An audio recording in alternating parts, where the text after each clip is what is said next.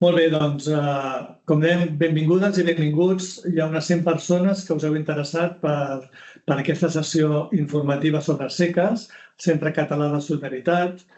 És una sessió informativa que ens farà la Gemma Suelves. Ella és psicòloga i treballa des de fa 21 anys a SECAS. Ha passat per diversos serveis dintre de l'entitat. Com a psicòloga, atenent directament a les persones que s'acompanyen i s'atenen. Sabeu que és un centre que atén persones amb drogodependència i que té diversos serveis que ella ens explicarà. I després també en el centre d'atenció i seguiment i actualment és la directora tècnica de l'entitat. Cal dir, ella ho explicarà una mica més, però que m'imagino que tots sabeu que SECAS és una entitat que es va fundar el 1991, és una fundació privada. SECAS vol dir Centre Català de Solidaritat, com veieu a la diapositiva, i va ser creada per les Càritas de Catalunya. Per tant, ens sentim molt units amb aquesta entitat. De fet, en el patronat actual hi ha l'antic director de Càritas, el Salvador Busquets, i l'actual director, l'Eduard Sala, que formen part del patronat, i per tant hi ha una vinculació molt forta i molt estreta amb tot el servei que ells fan. Veiem menors, saps el que vull dir? A veure, molt bé, silenciar els micròfons, perfecte. Doncs ja, sense més dilació, dono pas a la Gemma, que a veure si la podeu veure. Bon dia. A part de tenir en pantalla, aquí al costat. Bon dia a tothom, gairebé ja bona tarda. Gràcies, Jaume, per presentar-me. I a Càritas per poder participar d'una de les vostres píndoles de caire més serà informatiu. Som conscients que alguns de vosaltres ja ens coneixeu i, per tant, no deixarà de ser una manera de reciclar. Però també hi haurà persones professionals que encara no ens coneixen i, com bé ha dit en Jaume, l'objectiu és també donar visibilitat del nostre recurs i poder-nos apropar amb aquesta aliança que ja tenim des de les nostres bases per poder treballar millor i ser més àgils. Llavors, jo he presentat unes transparències de caire informatiu. Llavors, com bé ha dit, la sessió està gravada. Per tant, sí que agrairia que aquells professionals que sapigueu dels vostres equipaments que no han pogut assistir, que els encoratgeu per poder seguir-la i poder també conèixer la fundació. I per si mai voleu aprofundir, que també tingueu accés, que pot ser molt interessant. I si us sembla bé, farem l'exposició i després al final fem els pregs i preguntes. Doncs som-hi.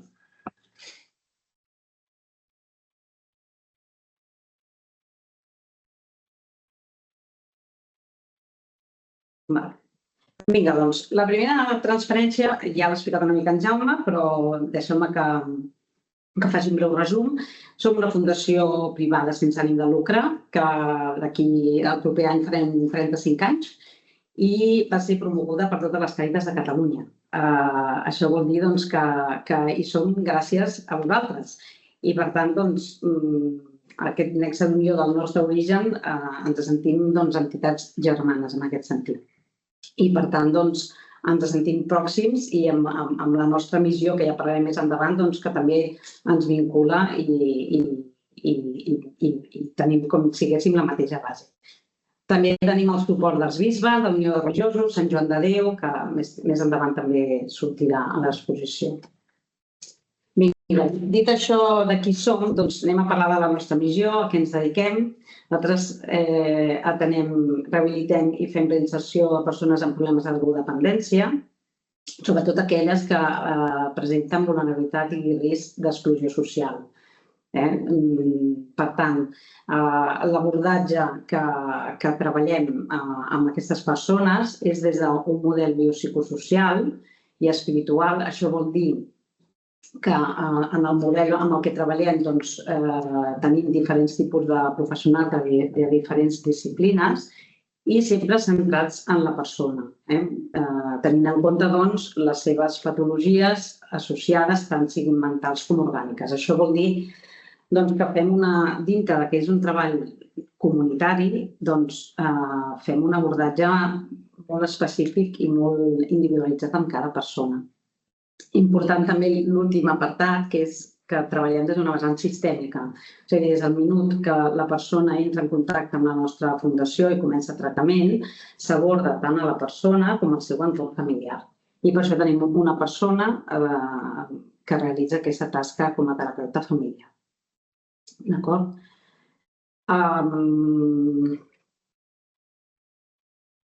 Molt bé. Algunes de les dades de la memòria del 2024 m'han semblat rellevants de posar-les. Tenim un volum de 40 persones voluntàries, 46 professionals multidisciplinars, entre ells integradors, educadors, psicòlegs, metges, infermers, treballadors socials.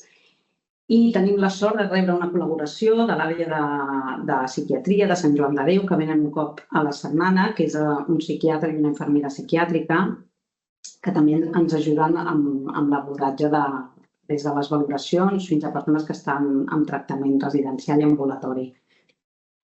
Si podeu observar amb atenció la transparència, veureu que hem posat les 40 persones voluntàries gairebé en primera instància, donat que és una figura que li donem molt de valor, no només per l'ajuda que dona el grup de professionals, perquè estan a administració, estan a cuina, estan al laboratori, també fan accions formatives de català, castellà, història, costura, i també a nivell lúdic, també ens han acompanyat a esport, han fet ioga, però a part de tota aquesta aportació que ens donen, certament també no deixen de fer un modelatge que després a la reinserció social, la seva actuació i la seva participació inspira moltes persones que estan en tractament per després començar un voluntariat. I d'aquí que també és un treball molt interessant i que ens enriqueix moltíssim. Dir-vos que treballem des de l'àmbit territorial de Catalunya, que perquè tingueu una noció del pressupost anual, el volum és de 2.800.000 euros i que el volum de feina que fem anualment, disposem de 91 places residencials i aproximadament uns 370 tractaments ambulatoris. Això cada any oscil·la, però perquè tingueu la referència aquest 2024.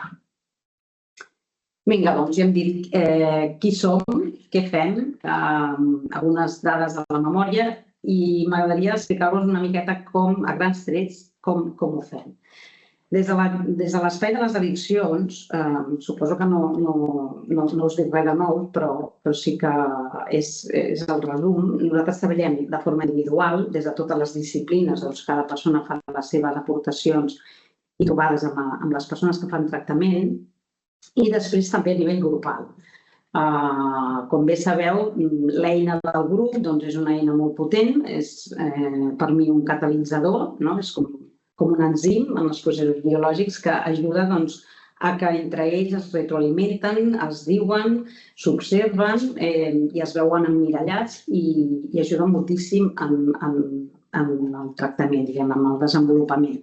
Llavors, a través d'aquestes dues eines, atenem, acompanyem i tractem educativa i psicoterapèuticament a les persones, amb els recursos que ja us he comentat i molt important que insistim que partim de la realitat de cada persona. Això vol dir tractant-la com una persona única i irrepetible. Si permeteu, us ensenyo una fotografia que ens agrada molt, perquè no la vam fer expressament, però això és a Can Puig, és la comunitat terapèutica d'homes, i com veieu hi ha una sega de ceques que ens va agradar molt des de dalt que vam fer la foto com a símbol, diguem, va quedar bonica, i és un dinar de Nadal. Bé, penso que aquestes dues frases són una mica un resum o dels principals dels nostres valors. El que us deia, cada persona és única i irrepetible, en aquest sentit, des del model centrat en la persona, i la persona com a responsable del seu propi comportament i, per tant, del seu tractament. Sempre ho diem, nosaltres ens considerem una bona terra adobada, però certament hi ha d'haver-hi una llavor que tingui ganes de créixer en aquesta terra i, per tant, necessitem de la seva voluntarietat de canvi i de voler ser acompanyat. D'acord? Vinga, som-hi. Què més? Permeteu, sisplau, que us explico una miqueta les persones en tractament perquè veieu un perfil i us deixaré 3 segons perquè pugueu observar la transparència i a veure què us suggereix així de primeres abans de jo aportar informació.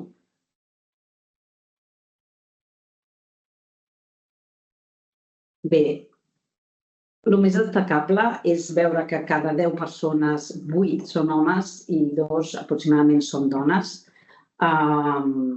Aquesta diferència significativa és multifactorial, però certament hi ha 2 factors que són molt importants per veure aquesta diferència. Un és, com bé sabeu, que la problemàtica d'addiccions hi ha tot un estigma que afecta molt en el fet de demanar ajuda, però certament en el camp de la dona encara aquest estigma està més accentuat. I per tant costa molt que una dona pugui arribar a demanar ajuda envers aquesta problemàtica.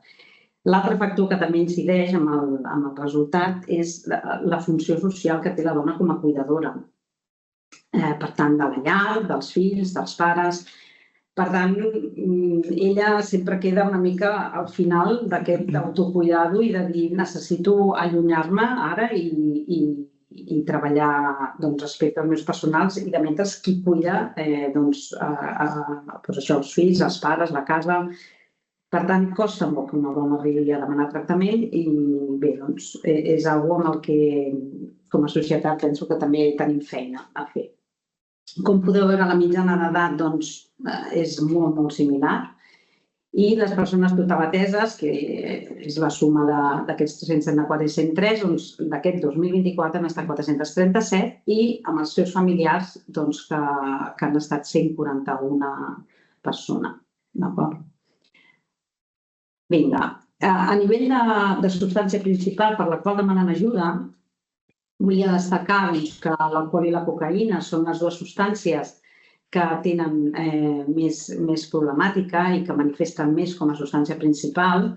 I després les altres substàncies, certament hi ha diferències en quant a gènere, però, per exemple, l'heroïna no és tant de la dona i en canvi la benzodiazepina sí, però perquè tingueu una noció de les substàncies principals les quals demanen ajuda. A nivell d'estudis, si sumeu els percentatges que he posat en vermell, veureu que més de 2/3 parts de la població que tenem té uns estudis bastant primaris. Això no ens ajuda a la rehabilitació, certament, perquè en aquests estudis van vinculades feines en les que tenen més risc de consum.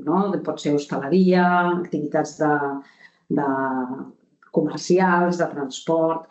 Clar, això, tenint en compte que són persones que tenen una mitjana edat i que quan venen a fer procés han de canviar de sector laboral per poder-se mantenir a llarg plaç abstinents, bé, és una tasca complicada que a la fase de reinserció intentem orientar. Tenim persones fent graus, les proves d'accés a grau mig, tenim persones acabant l'ESO, intentant potenciar també tot el tema formatiu per poder fer un gir i anar a feines més saludables, diguem, no tant de risc per la seva condició, diguem.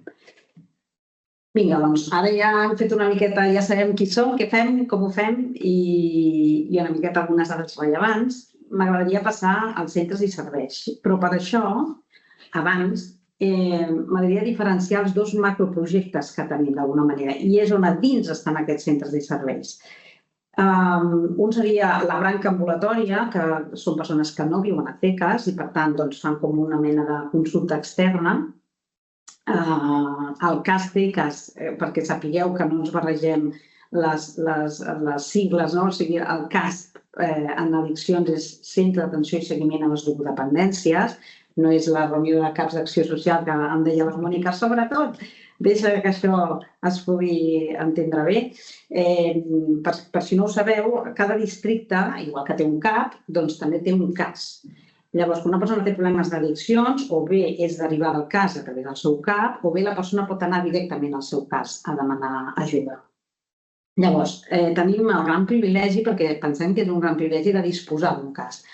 De totes maneres, el cas TECAS, arrel de promoure l'ajuda a totes les persones que ho necessitin, no està sectoritzat. Això vol dir que pot venir qualsevol persona vingui del districte que vingui. I aquesta oferta, diguem, és molt interessant. A part d'aquest cas TECAS, que és un tractament ambulatori de consulta externa, la persona ve de fora, està ubicat a Barcelona. Tarragona també hi disposa, però no des de l'estructura, des de l'administració no és un cas, però també ofertem ambulatori en les mateixes condicions, es fan analítiques, visites. I després hi ha un petit servei que es diu SAVA, que és el Servei d'Acompanyament a la Vida Autònoma. És un servei que va ser inspirat per un programa que es va començar des de persones amb VIH i s'ha externalitzat amb altres recursos, com és el de les addiccions. El Servei d'Acompanyament a la Vida Autònoma és un servei d'ambulatori de 2 anys intensius, amb els que d'alguna manera és encara més proper que el cas, tenim visites més sovint, són persones que o bé no s'adapten a un tractament residencial, per les seves característiques, siguin personals per cuidar dels fills, per allò que dèiem, o perquè no poden deixar la feina perquè estan pagant una hipoteca, el que sigui, i a més a més també per persones que tenen un trastorn de personalitat vinculada que no s'acaben d'adaptar a règims comunitaris. Per exemple, trastorns amb paranoia, trastorns antisocials, són de difícil adaptació. Llavors, el SAVA permet fer això i també és el recurs que un cop finalitzen les persones que sí que han fet el tractament residencial doncs puguin seguir, diguem, amb acompanyament. Dir-vos que l'OMS parla de 5 anys per tenir una remissió total sostinguda i això vol dir que, clar, amb el tractament residencial poseu que fa 1 any i mig, 2, per tant, és molt aconsellable que segueixin en tractament ambulatori. Per tant, o es queden al SAVA, normalment fem els 2 primers anys al SAVA, que és més familiar, i després ja passen al cas, que les visites són més distanciades, diguem. I després el projecte residencial. Tenim comunitat terapèutica i reinserció tant en homes com en dones. El que diferencia és la ubicació, que per dones està a Tarragona i per homes a Barcelona. Bé, la separació per gènere. Ha estat important de posar una transparència específica perquè vaig tenir la sort de començar a treballar el 2003. En aquell moment la nostra comunitat i reinserció eren mixtes. En aquell moment ja hi havia professionals que eren molt sèniors, ja portaven uns 10 anys o 15, i bé, doncs, a nivell de resultats sí que veiem moltes altes per cessament, moltes altes per voluntàries, pel fet de ser mixtes, es constituïen parelles i forçaven altes que no eren favorables pel tractament. A més, hem de tenir en compte que a la dona hi havia certes temàtiques com violència de gènere, abús, prostitució, que això dificultava molt el treball en grup per poder estar relaxades, còmodes i tractant la seva problemàtica. Llavors, en aquell moment vam estar 2 anys, que jo era una de les psicòlogues que anava amb una altra persona, amb una altra psicòloga també, al centre cívic de Drassanes i fèiem al pati Llimona allà i fèiem grups on estaven les dones específicament des del principi fins al final i era un moment que el valoràvem molt i que dintre del grup d'iguals sentíem que tenia molta força. Més enllà vam pensar, ostres, tenim 2 espais tan potents com després veureu que és l'edifici de Carmelites, que té unes bones instal·lacions, i aquí també amb Camp Puig i Banys Nous, doncs vam pensar de poder provar de donar aquesta especificitat a la dona i a l'home i poder treballar millor d'alguna manera a cadascun dels grups. Ens vam llançar, ara estem molt contents perquè veritablement pensem que vam ser pioners en aquest sentit i ara tot just, després de 20 anys, veiem que s'estan creant alguna comunitat de dones específica després d'uns quants anys després que nosaltres ho féssim. Us volia dir una altra cosa també vinculada a això. Se m'ha anat alçant el cel. No, una cosa important, exacte. Llavors, al cap de 10 anys vam fer un treball amb la Universitat de Tarragona per intentar mirar si els resultats ens indicaven si l'havíem encertat o si podíem de tornar per reflexionar de com havia anat tot plegat.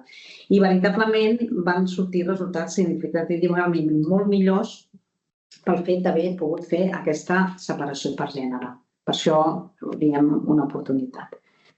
Vinga, doncs sense més ensenyar-vos això, l'edifici de Carmelites que compartim també amb els de Càritas d'Immigració que estan a la planta de baix de Càritas. Disposem de 24 places residencials concertades. La temporalitat sol ser de 15 a 18 mesos, algunes més fins i tot, i quan finalitzen, si són de l'àrea de la província de Tarragona, doncs també tenen accés a poder fer ambulatori. La majoria no són de la província de Tarragona, llavors poden venir al Casteques, al Saba i fer tractament aquí a Barcelona. A Valls Nous, que alguns de vosaltres també l'heu visitat, doncs dir-vos tot el que disposem. És un edifici en el que els baixos és d'una altra fundació, Sínia, que treballa en un altre sector, diguem, però a partir dels baixos està tot feques. Aquí disposem del CAS, que recordeu que era el Centre d'Atenció i Seguiment a les Ludodependències, ambulatori. Està el SABA, aquell règim ambulatori intensiu de 2 anys que us comentava.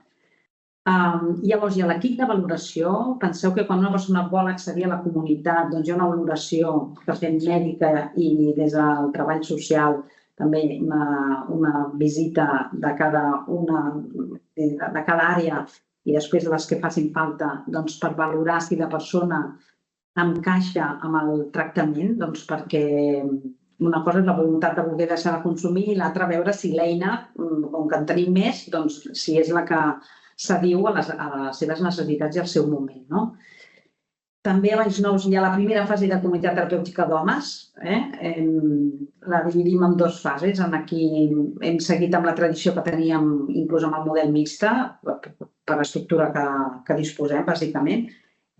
Li diem acollida, hi ha 24 places residencials concertades. La concertació, penseu que aquest juliol farà 2 anys que hi és, abans no eren concertats, teníem subvencions. Per això insistim en el tema concertat. I aproximadament aquesta acollida tenim un equip majoritàriament d'educadors que treballem més des de l'hàbit i des de el distanciament de la pròpia substància i dura aproximadament uns 2 mesos. I d'aquí lligarà amb Can Puig, amb el que és la comunitat d'homes.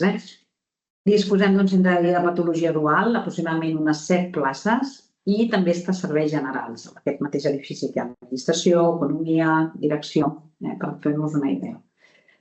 Vinga, doncs llavors, en el cas dels homes, després d'haver fet aquesta fase d'acollida, que també la tenen les dones a l'edifici de Carmelites, però elles estan totes juntes des del principi fins al final i els homes sí que es belluguen d'ubicació d'alguna manera. Llavors, després d'aquesta primera fase d'acollida, passen a una segona fase de comunitat, que és a la Can Puig. Podeu veure aquesta casa també molt bonica que està enmig del Parc de Collserola. Per tant, la veritat és que també ajuda. És un moment on ja la persona porta un promís de 2 mesos i, per tant, l'orientem més a fer un treball més psicoterapèutic. Aquí tenim el volum de psicòlegs principal està a Can Puig. I, per tant, estan de 6 a 9 mesos, alguns més, també, si cal. I, per tant, sumats els 2 mesos, pràcticament la comunitat arriba a ser l'any. Aquí tenim 30 places residencials. És un programa de gestió delegada amb el Consorci de Serveis Socials i l'edifici de l'Ajuntament. Vinga, llavors, presentem els pisos de reinserció pel que fa aquí a Barcelona, que és el títol de Barcelona és el dels homes. No són gaire originals a Teques, ja ho veureu, perquè el pis Cervantes perquè està al carrer Cervantes, que el tenim al costat, i la llar del Carme és perquè està al carrer del Carme. Per això a nosaltres ens ajuda i així som ràpids quan parlem d'un i de l'altre. El pis Cervantes està portat per una educadora, hi ha psicòleg i ara també integració social. doncs disposa de 8 places.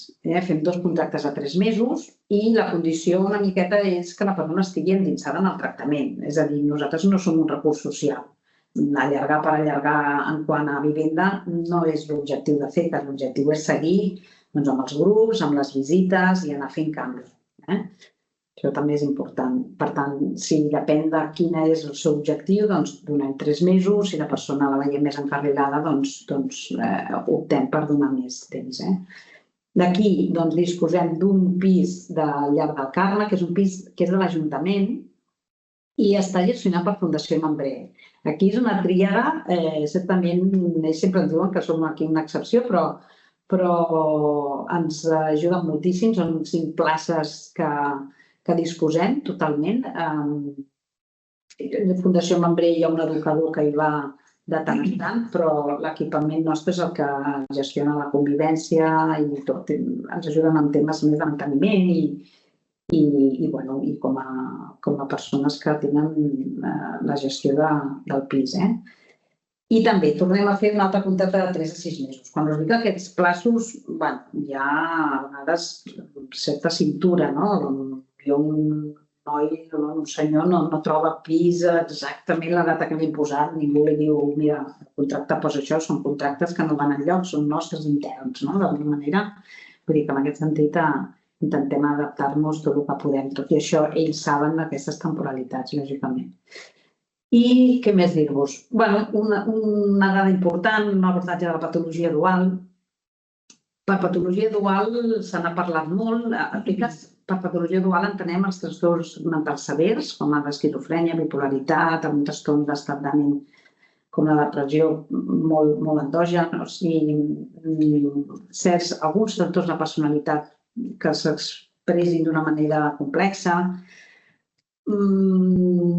Dediquem, en el recurs de dones no hi ha un número de places concreta, anem sospesant segons el grup perquè certament demanen una atenció molt específica i un circuit també específic, i us explicarem, per exemple, a Can Puig, persones amb patologia dual no les derivem perquè entren en crisi, és una comunitat d'alta intensitat i això fa que les premisses i la manera com treballem des de l'autonomia, doncs les persones broten i no els hi convé. Per tant, fem una acollida, que era aquesta primera fase, doncs l'allarguem 10 mesos des d'allà. I per tant, ja sigui inversió residencial o centre de dia, doncs normalment el tractament dura això, uns 10 mesos aproximadament. En el cas de la dona, doncs igual, hi ha l'acollida i després la fase de seguiment, que per nosaltres és l'equivalent a Can Puig. Si veiem que és un cas dual molt accentuat, doncs és possible que no passi a mans del psicòleg i que es faci un treball diferent, en aquest sentit, per poder treballar des de la seva condició. D'acord? Aquí, perdoneu, posa col·laboració amb Sant Joan de Déu. És una de les tasques que aquest equip que us comentàvem d'un psiquiatre i una infermera psiquiàtrica ens ajuda a fer seguiment perquè mentre estan fent tractament deixen d'anar al seu CESMA, que és el Centre de Salut Mental per Adults, per estar vinculats al nostre psiquiatre. I després, quan tornen a marxar, els tornem a derivar i així ens facilita amb no haver de sortir, visites, bé a casa, diguem, no? Insistir en el programa transversal de suport familiar, una frase de FOES, la família és un dels factors de protecció i gestió més importants. Certament el pronòstic d'una persona amb problemes d'addiccions amb la família de suport és millor.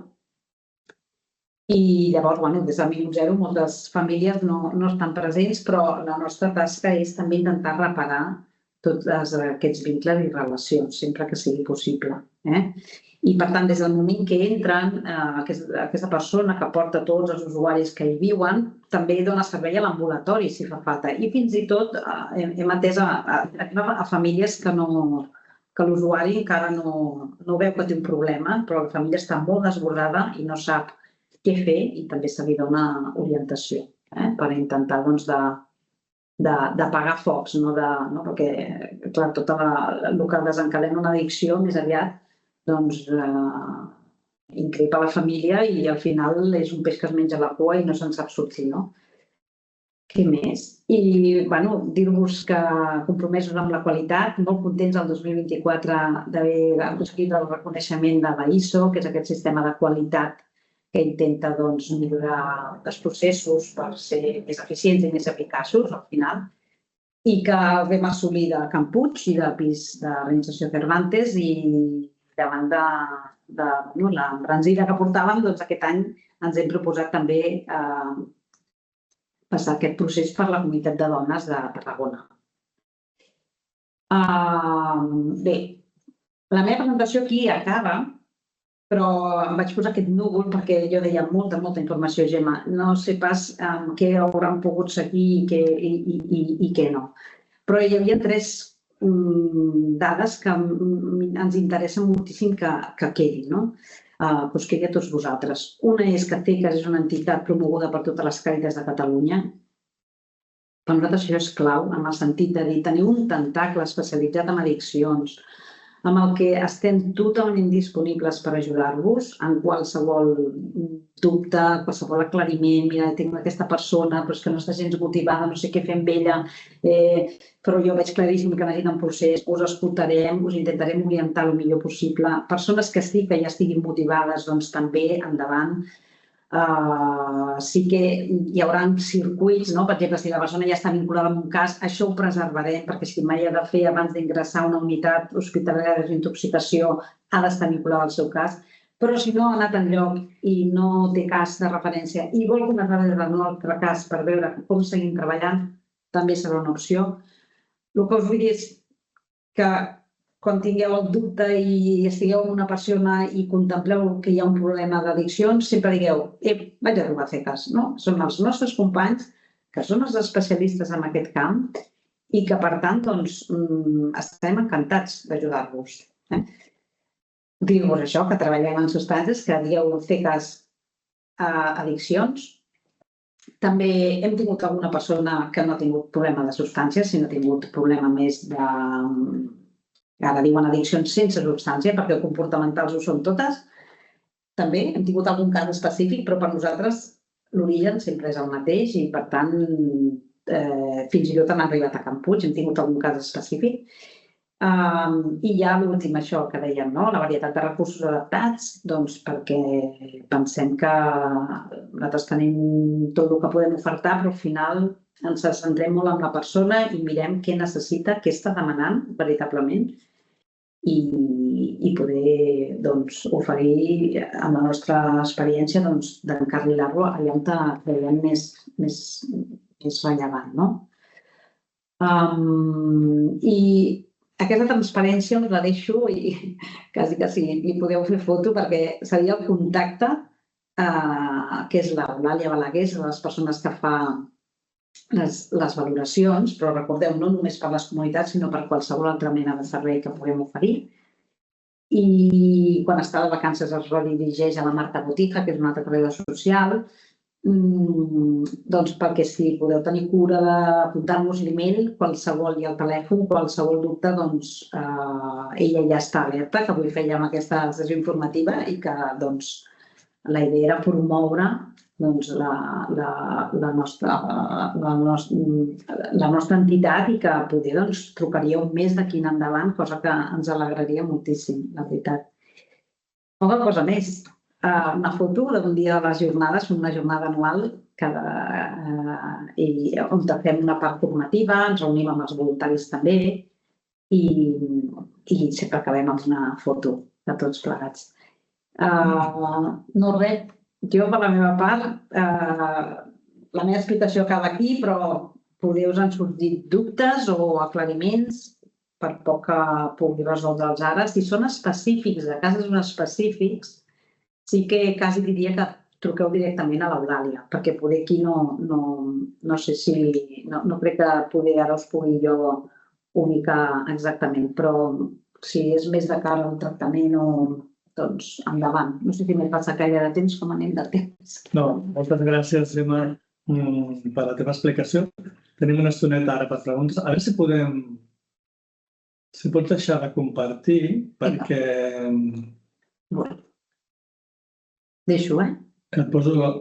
Ai, espera, per això no. Va. Sí, Així estàs en primer pla i tothom et veu molt bé. millor a la cara ara. Perfecte. Doncs mireu, podeu o bé alçar la mà i llavors fer la pregunta, o bé també a través del xat per participar. Veig que el Sam no hi ha cap pregunta. Mira, per començar, jo sí que tenia alguna cosa... Bueno, però molt interessant el que ens has explicat i subjecte diverses preguntes, no? Però m'ha cridat l'atenció, has dit que treballeu també atenent a 141 familiars de les persones, no? De vegades, explica'ns una mica més això, perquè potser la persona que té una drogodependència o una addicció és molt visible i és la persona que potser demana el tractament i tal, però com afecta això a les famílies? Sabem que afecta,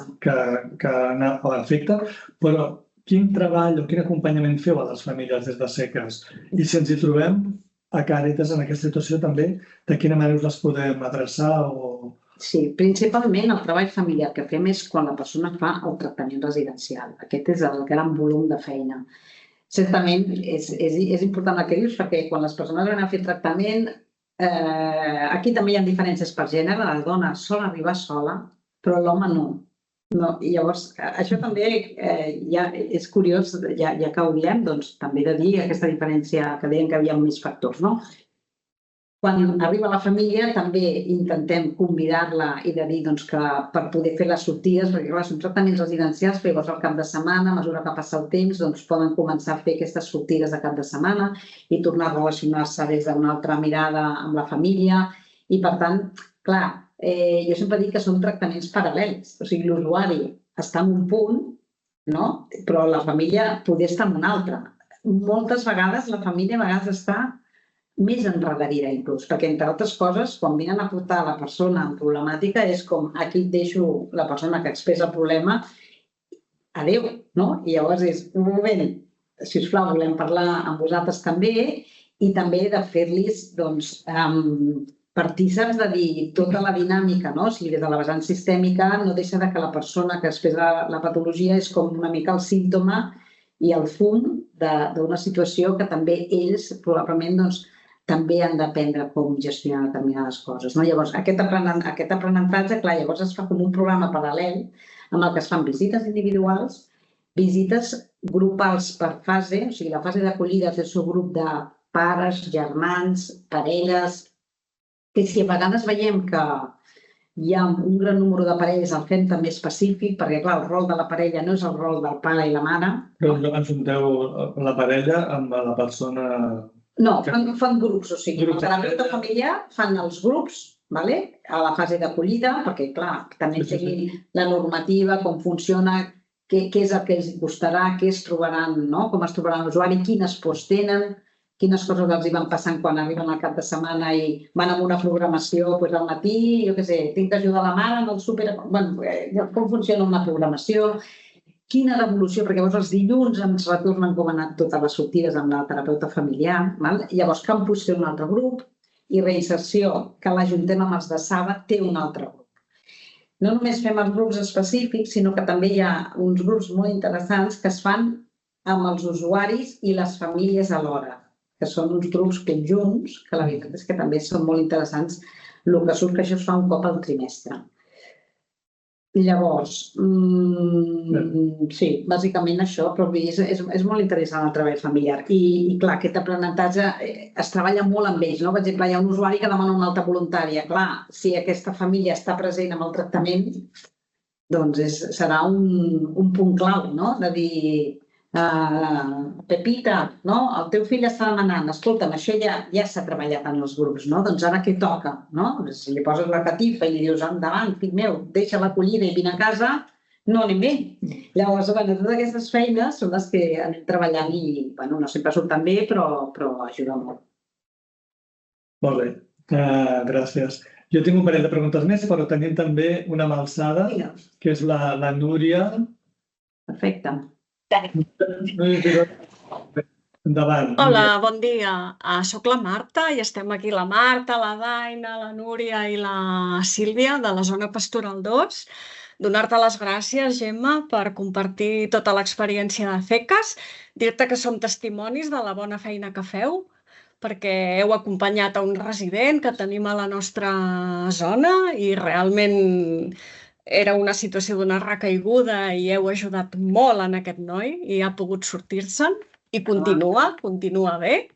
Molt I bé. us volíem fer un parell de preguntes. Vinga, Una endavant. és, entenc que les persones que ateneu han de ser majors d'edat, perquè de vegades ens trobem amb adolescents que tenen 16, 17, que encara no han complert els 18. I l'altre seria, si ens poguessis explicar una miqueta com feu quan hi ha una addicció a una substància, però també, per exemple, pot haver-hi una ludopatia o una addicció al sexe. Molt bé. Gràcies. Molt bé, Marta. Marta, no? Dic bé, oi? Sí, merci. Molt bé, Marta. Sí, un gran fallo no dir que el tractament és per persones majors d'edat. Sí que és veritat que hi ha un grup de persones que vindria a ser de 18, per mi a 23 aproximadament, aquests 5 anys, malgrat poden fer el tractament, nosaltres estudiem molt si convé que la persona entri en un tractament residencial. Perquè, com heu vist, el promís d'edat són de 45 anys i, malgrat una de les consignes és que no poden recrear-se i parlar de tota la seva història, a vegades acaben amb un màster d'addiccions, que no ens interessa. Per tant, hem tingut com onades, no? I a vegades hem tingut 4 o 5, llavors ens hem plantejat, si possible, un centre de dia i fer unes dinàmiques diferents, perquè la temporalitat no li pots dir a una persona de 22 anys que estarà un any i mig o 2. Vull dir, és un sector, un grup que requereix d'un carinyo especial. Però sí, som majors d'edat, en aquest sentit. Llavors, si mai teniu alguna persona que ja tingui els 18, nosaltres pregunteu. Nosaltres ja intentarem de veure com ajustar-ho el millor possible, d'acord? L'altre tema és aquest que comentaves de la ludopatia, de sexe. Clar, com a treball psicoterapèutic, o sigui, nosaltres ens trobem principalment que treballem les addiccions de la substància, però moltes vegades hi ha la comorbilitat que hi ha una ludopatia, o que hi ha el sexe, com tu has dit, o hi ha compres, o hi ha fins i tot feina. Clar, al final, per nosaltres, la mare sempre segueix sent la mateixa, no? Hi ha un tema emocional que hem de treballar i hem de desgranar de tota la seva història i quina funció ha tingut al final tot plegat. Ja no tant per l'etiqueta del que sigui, sinó per entendre per a què he utilitzat aquesta addicció, no? O sigui, no per què, sinó per a què, quina eina m'ha resultat ser. Ara bé, també som conscients que la substància, nosaltres la treballem des de l'abstinència, la ludopatia també, però, evidentment, pantalles, sexe, compres, la persona seguirà tenint aquestes conductes. Per tant, el treball no és tant des de deixar-ho des de l'abstinència, perquè seria totalment irreal, sinó des de poder treballar des d'una reducció de danys, no? De dir, anem a minimitzar-ho i que tu entenguis per a què utilitzaves aquesta eina i què estaves amagada al darrere. Per això és tan important el treball psicoterapèutic. No sé si t'he resolt, Marta. O sigui, comorbilitats, amb el que has dit, moltíssimes. Moltíssimes. Però, certament, si van fent un treball psicoterapèutic, ells i elles van encaixant molt on està cada... Sí, totalment. Moltes gràcies, Gemma. Gràcies. De res. Fixa't que fins i tot hem tingut 2 casos de ludopatia purs i que jo sí que pateixo molt per les persones que han tingut problema amb joc patològic perquè és que no tenen comunitats. I llavors, quan ens han vingut, al final hem dit, escolta, hem parlat molt amb la persona, li hem dit, escolta, ets conscient que la problemàtica és cosina germana? O sigui, tu entens que Valet no es pres drogues però fa servir el joc de la mateixa manera que la persona que consumeix? Si no entenem el primer preàmbul, no la fem entrar, perquè llavors no entendria el tractament, no? Però quan ens han dit que sí, hem tirat endavant i han acabat el procés, tot i tenir l'origen, l'origen igual, però l'expressió d'aquesta patologia diferent. Molt interessant. Gemma, quan dius que acaba aquest procés, has dit més o menys que dura uns 10 mesos, no? El tractament, has parlat de tractament. La persona té l'alta, per dir-ho així? Té una alta definitiva? O quin acompanyament es pot fer o s'ha de fer? Com considerem això? Això era una cosa. I l'altra pregunta, potser també lligada, seria si CECAS que dedica molts esforços al tractament de les persones que han caigut en una addicció o en una drogodependència, però en el tema de la prevenció, CECAS té algun programa o algun programa preventiu, de prevenció, de sensibilització o d'acompanyament de la prevenció? Molt bé. Jaume, a veure, el primer, hi ha hagut un moment que no sé en quina transferència dic compte perquè, ara no recordo quina ha estat, però l'OMS parla de 5 anys, però no deixa de ser que, o sigui, l'addicció cura com a tal no és. Llavors, si tu mires els llibres de classificacions, el DSM i tots aquests, doncs parlen de remissió total sostinguda. Això és quan pots dir que una persona porta més d'un any sense tenir recaigudes. Llavors, dit això, ells fan una part residencial molts cops necessària, perquè si no, des de l'ambulatori són persones que no han tingut èxit, llavors des de la contenció, d'estar en un espai protegit, saludable, acompanyat i entendre com és que jo he acabat amb les addiccions i entendre'm a mi mateix, és quan comencen a estabilitzar la seva abstinència. Llavors, sempre els derivem cap al seu cas de referència, perquè, de fet, el cas, quan es demana comunitat, és una eina que no tenen ells, ens la deriven, però després ha de tornar al seu cas. La idea és que facin com a mínim 5 anys.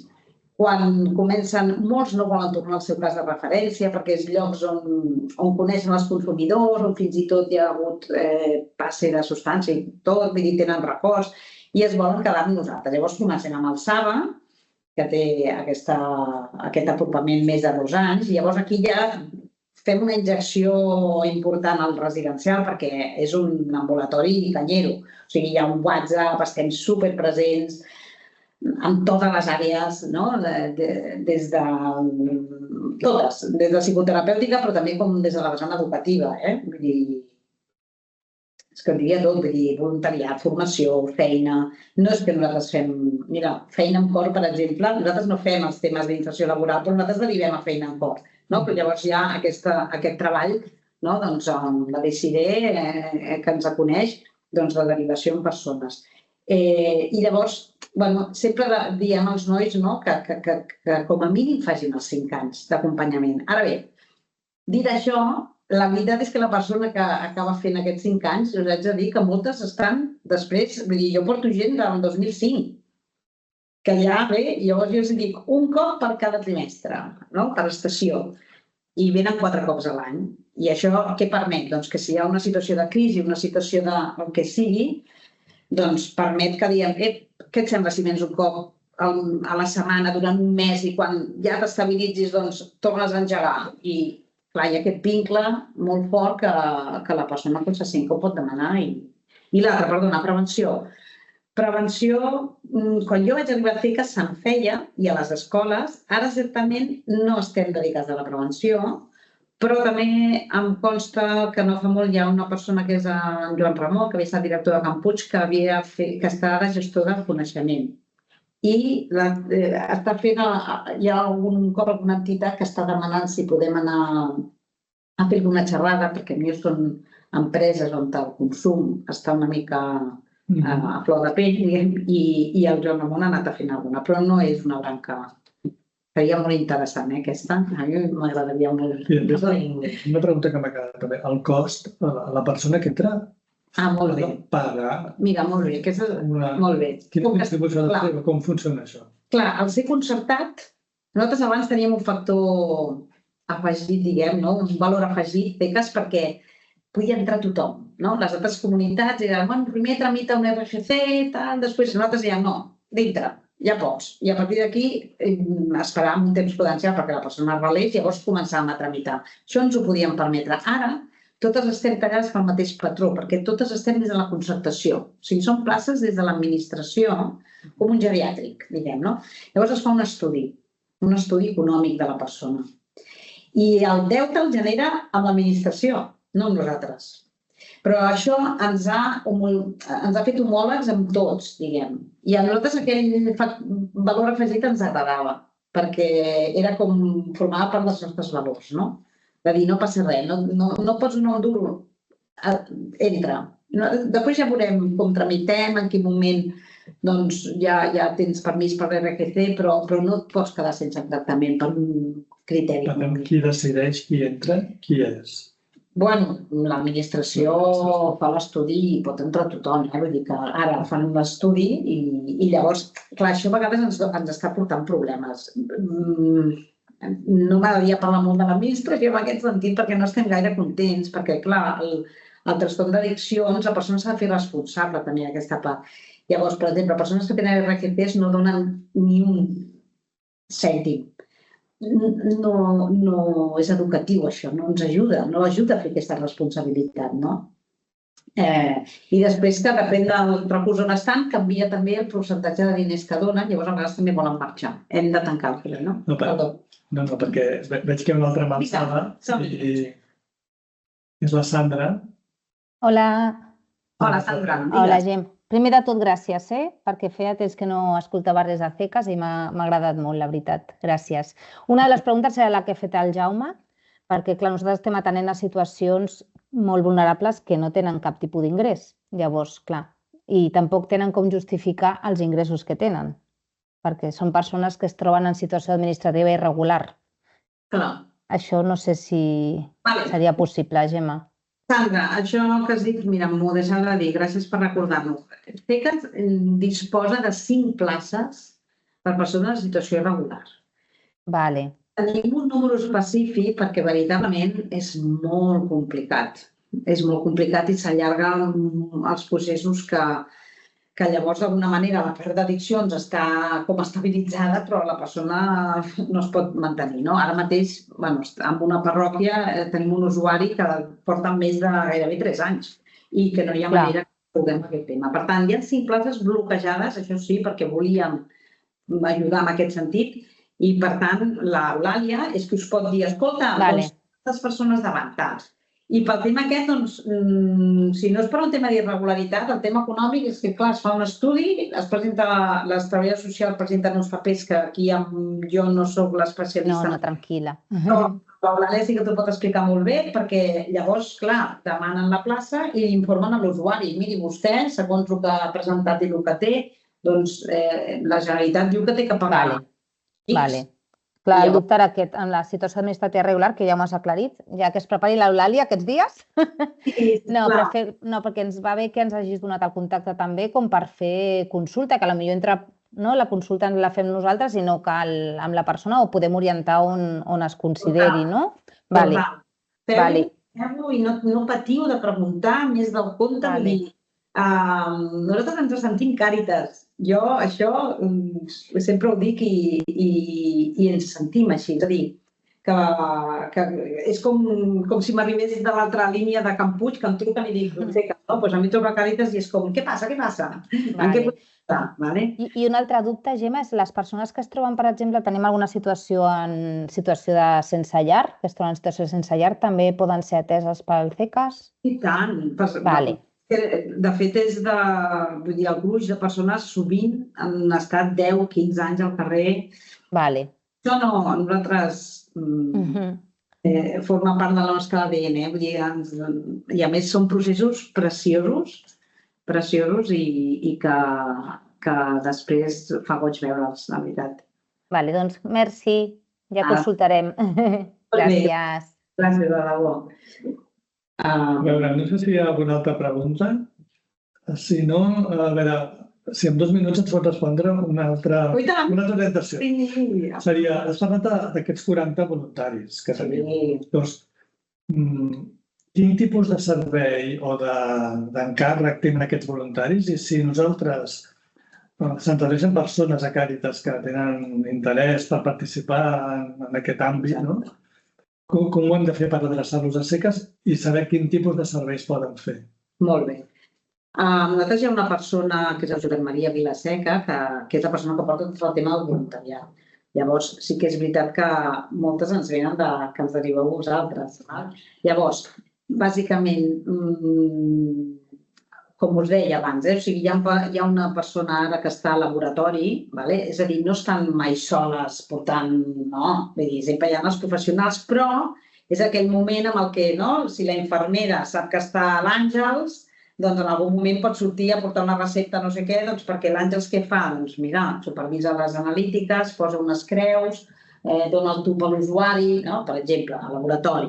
A la recepció n'havíem tingut, però ara certament, ara en aquests moments no n'hi ha, però havíem tingut la Conxita i la Lucía molt de temps, però ara no. Us haig de dir que en teníem 90 i el Covid, clar, nosaltres tenim l'edat, el promís d'edat de voluntaris és bastant elevat, però bueno, estan perfectes i són supercanyeros. Però, clar, el Covid va fer una davallada brutal i tot just estem recuperant perquè estem a 40. Estem molt contents, però no estem ni a la meitat. Llavors, què fan? Doncs mira, moltes vegades jo voldria fer alguna activitat, però vostè què sap fer? Doncs és que hem deixat crear, perquè ja et dic, han fet costura, han fet història. Hi havia un senyor que en sabia molt d'història, a les noies ens hi encantava. Han fet allò que us deia de català, castellà, això ens ajuda molt perquè tenim persones que no són d'aquí i llavors de cara van fent els seus progressos d'escriure, inclús gent que no sap escriure ni llegir. Llavors també els hi han ensenyat alfabetització. A cuina també ens ajuda moltíssim. Normalment tenim un parell de voluntàries. Ara ja hem aconseguit 3 o 4, però penseu que n'hi havia 10, dos de dilluns a divendres, que també són de gran ajuda. I a Can Puig, mira, també tenim uns voluntaris que fan excursions. Cada 3 setmanes se'ls emporten fora amb una furgoneta, aquells que s'hagin apuntat i si cal 2 cotxes. Vull dir que jo crec que el voluntariat no té una especificitat, sinó més aviat a vegades si algú vol fer, què pots fer? I mirem d'encaixar. La veritat és que ens va molt bé i els nois se'ls estima molt, mútuament, em sembla. Molt bé. Doncs hem estat aquesta hora de xerrada, d'informar-nos de les seques. No sé, companyes, hi ha 40 persones en aquest moment connectades. Si queda alguna pregunta per poder fer, encara podríem disposar d'aquests minutets. Veig que no. Hi ha cap alçada, molt bé. Doncs, en tot cas, donar-te les gràcies, Gemma. Jo volia dir, Jaume, que també des de Càritas també se sent molt proper als seques, Molt bé, Lília. Gràcies. Moltes gràcies. Gràcies, Lília. El que passa que això jo crec que podem anar fent més sovint, perquè també les entitats van havent-hi persones noves i rotació de professionals i no ens acosta res, de tant en tant fer una píndola de diep, recordeu? Doncs perquè si no us expliquem és que tampoc no sabeu, és que és lògic, Per tant, també és tasca nostra de ser-hi, presents. Però gràcies, de veritat. Molt bé, doncs el xat està ple de gent, que ens ha dit moltes gràcies. A vosaltres, de veritat. Doncs queda enregistrada aquesta sessió, per si mai la volem tornar a sentir i tenim el PowerPoint que ens has presentat.